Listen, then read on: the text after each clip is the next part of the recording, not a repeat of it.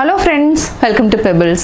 நான் உங்கள் கோபி பாளையம் சுதா. நம்ம இன்னைக்கு செய்ய போறது ராகி கொழுக்கட்டை. அதாவது கேழ்வரகு மாவுல தான் செய்ய போறோம். இதுக்கு என்னென்ன யூஸ் பண்ண போறோம்னா ராகி மாவு வந்து 1 கப் எடுத்துக்கலாம். இது கூட தேங்காய் 1 கப் எடுத்துக்கலாம். அது மட்டும் இல்லாம இது கூட என்னன்னா அதாவது அவலும் நம்ம எடுக்க போறோம். அவல் வந்து போறப்ப என்னன்னா சாப்பிறப்போ கொஞ்சம் டேஸ்ட் வந்து கொஞ்சம் கூடுதலா இருக்கும். இதுக்கு வந்து நாட்டு சக்கரை அல்லது வெல்லம் யூஸ் பண்ணி தான் நம்ம செய்ய போறோம். அதாவது போன் வந்து நல்லா ஸ்ட்ரெngthen ஆகிறதுக்கு வந்து இந்த கொழுக்கட்டை வந்து நம்ம எடுத்துக்கலாம். கார கொழுக்கட்டையும் நம்ம செய்யலாம். நம்ம இன்னைக்கு ஃபர்ஸ்ட் வந்து என்னன்னா இனிப்பு கொழுக்கட்டை செஞ்சிரலாம். நெக்ஸ்ட் வீடியோல நான் உங்களுக்கு கார கொழுக்கட்டை செய்யறதுன்னு காமிக்கிறேன். இப்போ வீடியோக்குள்ள போலாம். கேழ்வரகு கொழுக்கட்டைக்கு தேவையான பொருட்கள் என்னன்னு பார்த்தறலாம். ராகி மாவு நம்ம வந்து ஒரு 1/2 கப் அளவுக்கு எடுத்துக்கலாம். அதே 1/2 கப் அளவுக்கு வெல்லம் எடுத்துக்கலாம். இது வந்து பொடிச்ச வெல்லம் எடுத்துக்கலாம். இல்லைனா நீங்கள் நாட்டு சக்கரை இருந்தாலும் நாட்டு சக்கரை எடுத்துக்கலாம். கொஞ்சமாக ஏலக்காய், கொஞ்சமாக சால்ட் ஆட் பண்ண போகிறோம். இதுக்கு வந்து 1/4 கப் அளவுக்கு தேங்காய், அவல். இது வந்து சிவப்பு அவல் எடுத்துருக்குறோம். நல்லா க்ளீன் பண்ணிட்டோம். மிக்சியில் வந்து பொடி பண்ணி வச்சுக்கலாம். அதுக்கு முன்னாடி என்னென்னா வெல்லத்தையும் நம்ம தண்ணி வந்து லைட்டாக விட்டு காய்ச்சி எடுத்து வச்சுக்கலாம். இப்போ நம்ம 1 டேபிள் ஸ்பூன் கீல நல்லா கேழ்வரகு மாவை வறுத்துக்கலாம். இப்போ எப்படி செய்கிறதுன்னு பார்க்கலாம். நம்ம சிவப்பு அவலை வந்து மிக்சியில் வந்து 2 சுற்றி எடுத்துக்கலாம். அவலை வந்து நம்ம மிக்சியில் அடித்து எடுத்துட்டோம். இப்போ ஆட் பண்ணிக்கலாம். இது பார்த்திங்கன்னா ரவையாக தான் இருக்கணும். அப்போ தான் வந்து அந்த கொழுக்கட்டை சாப்பிட்றப்போ கொஞ்சம் நல்லா வந்து அரிசி மாதிரி தட்டுப்படும். இப்படி தான் இருக்கணும். இந்த மாதிரி அரைச்சி எடுத்துக்கோங்க. அதாவது நம்ம வெள்ளை ரவை எப்படி இருக்குமோ அதே மாதிரி அரைச்சி எடுத்துக்கலாம். இப்போ நம்ம 1 டீஸ்பூன் அளவுக்கு கெய் விட்டுக்கலாம். நல்லா உருகட்டும்.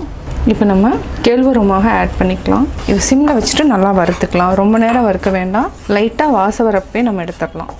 கொஞ்சமாக தண்ணி விட்டுக்கலாம். ரொம்ப தண்ணி விட வேண்டாம். இது வந்து நல்லா அதாவது என்ன கம்பி பதமெல்லாம் தேவையில்லை. ஜஸ்ட் வந்து கரைஞ்சாலே போதும். அதுக்கப்புறம் நம்ம வடிகட்டி ஆட் பண்ணிக்கலாம். இப்போ நம்ம நல்லா வறுத்துட்டோம். அதாவது வாசம் வர ஆரம்பிச்சிருச்சு. இந்த ஸ்டேஜில் ஆஃப் பண்ணிக்கலாம். ரொம்ப வந்து வறுக்கக்கூடாது, இல்லைன்னா கருகுனா வாசம் அடிக்க ஆரம்பிச்சிடும். சிவப்பு அவல் ரவை மாதிரி அரைச்சிட்டோம். இதை வந்து லைட்டாக தண்ணி வந்து கொஞ்சமாக விட்டு பிசைஞ்சிக்கலாம். அதுக்குள்ளே ஊறிட்டு இருக்கட்டும். இது வந்து ஒரு 2 மினிட்ஸ் வந்து நல்லா ஊறட்டும். பார்த்திங்கனாவே இப்படி இருக்கணும். அதுக்கப்புறம் நம்ம ராகி மாவை ஆட் பண்ணிவிட்டு வெள்ளைப்பாக ஆட் பண்ணிக்கலாம். இது ஒரு 2 நிமிஷம் ஊறட்டும். 1 சிட்டிகை அளவுக்கு நம்ம உப்பு ஆட் பண்ணிக்கலாம். இது கூட நம்ம வறுத்து வச்சுருக்கிற கேழ்வரகு மாவு, ஏலக்காய் தூள், இது கூட தேங்காய், இதை நல்லா மிக்ஸ் பண்ணிக்கோங்க. இப்போ நம்ம கொஞ்சமாக காய்ச்சி வச்சுருக்கிற வெல்லத்தை ஆட் பண்ணிக்கலாம். தண்ணி வந்து நம்ம ஆட் பண்ண வேண்டாம், இல்லைனா என்னென்னா கொஞ்சம் கொலகொலன்னு ஆயிரும். இது வந்து நல்லா மிக்ஸ் பண்ணிவிட்டு ஒரு 5 நிமிஷம் வரைக்கும் ஊற வச்சுக்கலாம். மீதி இருக்கிற தேங்காயை ஆட் பண்ணிட்டோம். இப்போ நம்ம கையிலேயே வந்து பிசைஞ்சிக்கலாம். அவ்வளோதான்.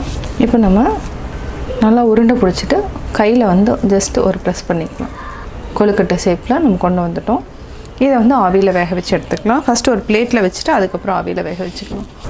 அந்த அவலில் இருக்கிற அதாவது அவல் வந்து நிறைய இந்த வெள்ளைப்பாக வந்து நல்லா இழுத்துரும். கொஞ்சம் நேரத்தில் பார்த்திங்கன்னா நல்லா கெட்டி ஆகிடும். இப்போ பார்க்குறதுக்கு கொஞ்சம் லூஸாக இருக்கிற மாதிரி இருக்கும். நல்லா கெட்டி ஆகிடும். ஒரு இட்லி பாத்திரம் எடுத்துக்கலாம். ஃபஸ்ட்டு ஒரு 5 மினிட்ஸ் வந்து நல்லா சூடாகட்டும். அதுக்கப்புறம் நம்ம இந்த பிளேட் வாஷ் பண்ணிவிட்டு ஆட் பண்ணிக்கலாம்.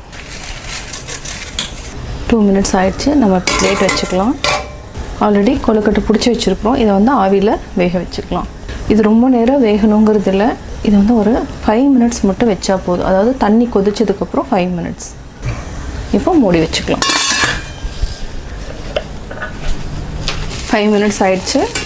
நல்லா வெந்துடுச்சு. இப்போ நம்ம எடுத்து ஒரு பிளேட்டில் மாற்றிக்கலாம். சுவையான ராகி கொழுக்கட்டை ரெடி. ராகி கொழுக்கட்டை எப்படி செஞ்சேங்கிறத பார்த்தீங்க. நீங்களும் வீட்டில் ட்ரை பண்ணி பாருங்கள். பார்த்துட்டு உங்களுடைய கமெண்ட்ஸ் எனக்கு சொல்லுங்கள். லைக் பண்ணுங்கள், ஷேர் பண்ணுங்கள், கமெண்ட் பண்ணுங்கள். அது மட்டும் இல்லாமல் மறக்காமல் பெபிள்ஸ் தமிழ் சேனலையும் கோபி சுதா சேனலையும் சப்ஸ்கிரைப் பண்ணுங்கள்.